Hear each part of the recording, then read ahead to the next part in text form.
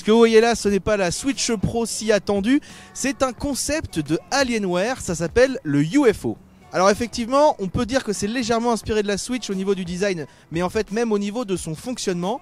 En fait vous avez une tablette avec un écran 8 pouces avec des manettes sur les côtés qui sont détachables. Et la ressemblance va plus loin parce que cette espèce de console, on va dire, peut également se mettre sur un dock qui va être connecté à un écran d'ordinateur ou à votre télévision. Alors à l'intérieur, on n'a pas beaucoup d'informations sur le hardware, on sait juste que c'est un processeur Intel de génération 10. On n'a pas d'informations sur la carte graphique actuellement, ni sur la RAM ou la quantité de stockage. Alors qu'est-ce que ça donne une fois qu'on l'a en main? On doit vous avouer qu'au début quand on a vu l'engin, ça paraissait très gros et ça paraissait surtout très lourd.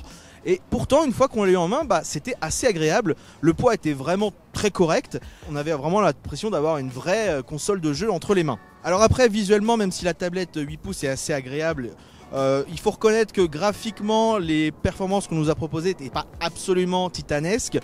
C'est mieux bien sûr que sur les consoles portables qu'on connaît actuellement, mais on est quand même loin d'une console type PS4 Pro ou même bien sûr d'un vrai PC gamer. Forcément avec un engin pareil, on s'est tout de suite posé la question de l'autonomie.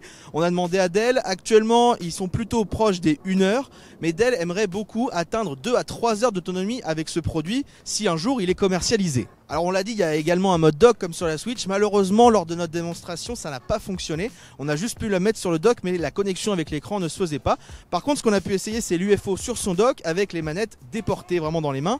Alors en plus on était sur Mortal Kombat, le problème c'est qu'on a noté quand même pas mal de latence. Donc il y a peut-être encore quelques progrès à faire là-dessus. Alors comme par définition c'est un concept, on n'est pas sûr de le voir arriver un jour. On a pour le moment évidemment pas de date de disponibilité, on n'a pas de prix. C'est un essai qui est plutôt encourageant, même s'il y a encore beaucoup de travail. En tout cas on a hâte de voir comment ça va évoluer par la suite.